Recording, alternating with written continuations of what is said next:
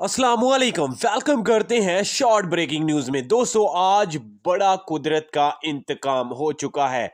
जो आप लोगों ने थंबनेल के ऊपर पढ़ा, मरियम नवाज के घर लंदन पुलिस का छापा।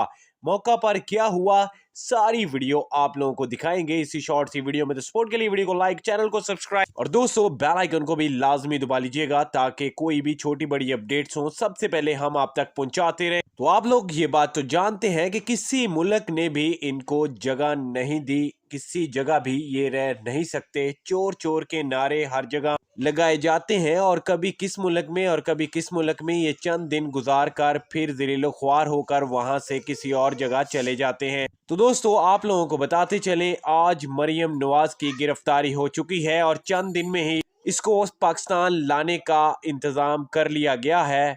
आप भी दुआ करें कि इन सब चोरों को पकड़कर जल्द से जल्द पाकिस्तान लाया जाए।